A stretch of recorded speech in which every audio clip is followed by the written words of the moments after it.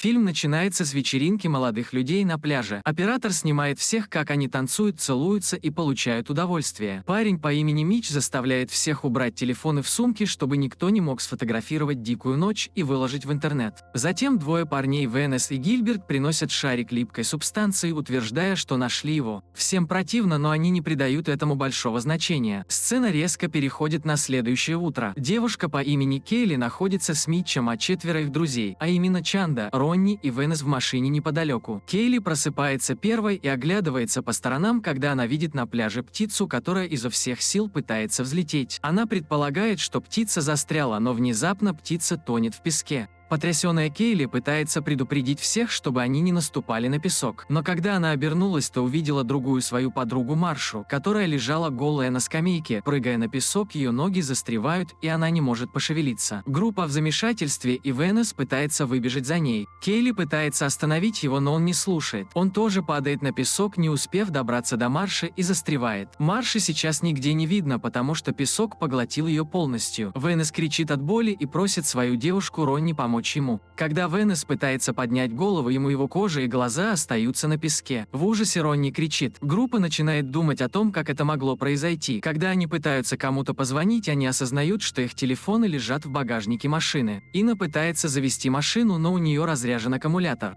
Группа полностью застряла на пляже. Затем Кейли подходит к палубе и проводит рукой по песку. Мы видим белые струны, пытающиеся дотянуться до ее ладони из-под песка. Мич тоже в шоке, увидев это. В этот момент еще один их друг по имени Гильберт просыпается, застряв в мусорном баке. Он проклинает ребят за то, что они затолкали его в мусорное ведро после того, как он заснул прошлой ночью. Группа предупреждает его не двигаться. Гильберт сбит с толку, но подчиняется, когда узнает, что Марша и Венес мертвы. Мич и Кейли заходят внутрь. Чанда пытается утешить Иона, говоря, что Кейли наконец нашла для себя кого-то. Проходит несколько часов, но никто не приходит их искать. Кейли находит солнцезащитный крем и передает его тем, кто снаружи. Гильберт на грани потери сознания из-за жары. Затем Кейли начинает думать, что могло случиться. Они оглядываются вокруг и, наконец, понимают, что всех остальных, кто был на вечеринке, тоже засосало в песок. В этот момент Кейли замечает липкий шарик, который остался прошлой ночью возле воды, и видит, что он вылупился. Они полагают, что это было какое-то яйцо существа, живущего под песком.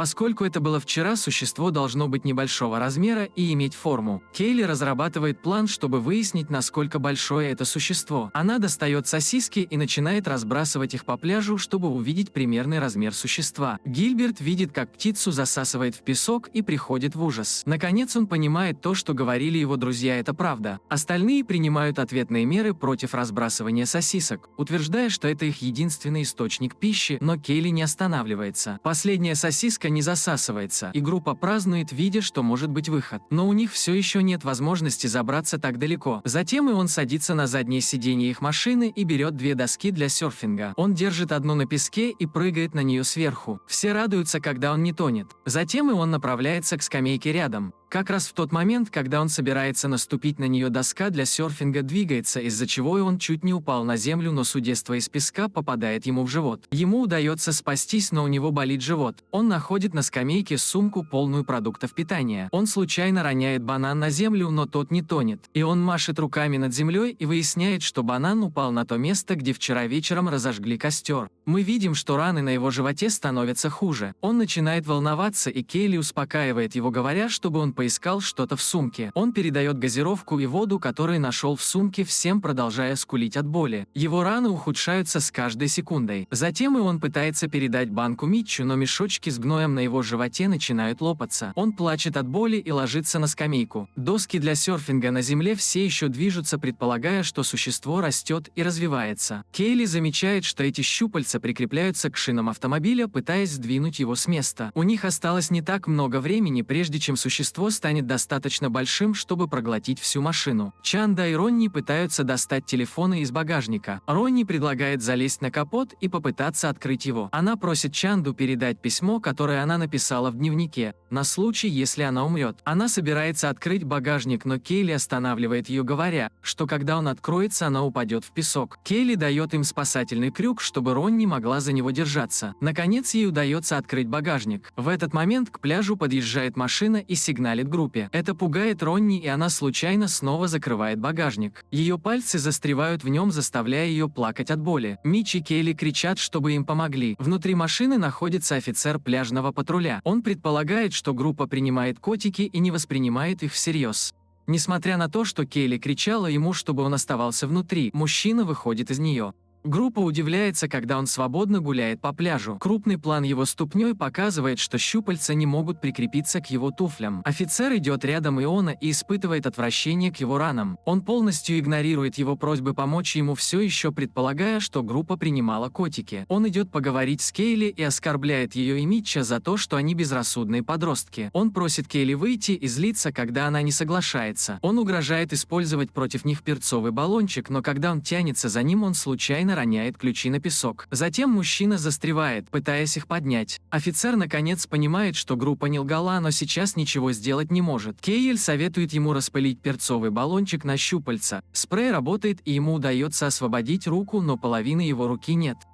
Он кричит от боли, и щупальца тянут его вниз еще раз. После того, как его полностью засасывает песок, Кейли получает перцовый баллончик, который у него был. Теперь Митч планирует использовать сандали и полотенца, обернутые на ноги, чтобы побежать по песку и добраться до машины офицера. Он считает, что поскольку существо не пробило обувь офицера, сандали тоже подойдут. Чанда бросает полотенце в Митча, но перила ломаются, когда он пытается поймать его. Митч падает на песок, и существо жестоко съедает его. Кейли надоело это существо, она видит, как упавшие перила движутся дальше. Она снова ломает часть перил и передает их Чанде, планируя позже использовать их как мост. Затем она попадает на палубу и умудряется запрыгнуть на машину. Как только она приземляется, Кейли бьет Чанду по лицу за то, что она спала с ее парнем. Чанда не возражает, и они вдвоем помогают Ронни вытащить пальцы из багажника. И он, который все время был на скамейке запасных, говорит Кейли, что любит ее. Затем Кейли рассказывает о ее плане. Она хочет использовать перила как мост, чтобы добраться до Иона, а затем привести всех к машине офицера. Чанда берет перила и кладет их на песок. Она ходит осторожно, и ей удается добраться до Иона. Кейли делает то же самое. Все трое находятся в безопасности, когда Ронни идет к ним. Однако щупальца зацепились за ее травмированную руку, и она упала. Кейли пытается спасти ее с помощью перцового баллончика, но это помогает только на секунду. Существо хватает Ронни. Затем Чанда обматывает ноги полотенцем и бежит к машине. Она успешно забирается на нее до того, как щупальца успевают ее поймать. Гильберт рад отпраздновать это событие, но вскоре после этого его мусорное ведро начинает трястись. Его тело изрезано оба края мусорного бака, и кровь привлекает существо. Девочки просят его держаться, но существо забирается в мусорное ведро и хватается за ноги. Вскоре несколько крупных пар конечностей хватают его и утаскивают в землю. Затем щупальца трясут машину, и Чанда падает на капот. Кейли кричит ей, чтобы она проснулась. После этого прошло несколько часов, и вот наступила ночь. Чанда наконец приходит в сознание. Кейли все еще находится на скамейке с травмированным Ионом. Чанда обнаруживает плот на крыше офицерской машины и использует его, чтобы добраться до скамейки. Трое успешно добираются к транспортному средству. Чанда и он находятся в машине, но прежде чем Кейли успевает войти, на нее нападает массивное светящееся щупальце. Теперь существо достигло своего полного потенциала. Кейли забирается на крышу машины и находит канистру с бензином. Она использует его, чтобы поджечь щупальце, и садится в машину. Все замолкает, когда Кейли и Чанда понимают, что и он умер от его травм. Девочки обнимают друг друга и плачут, оплакивая потерю друзей.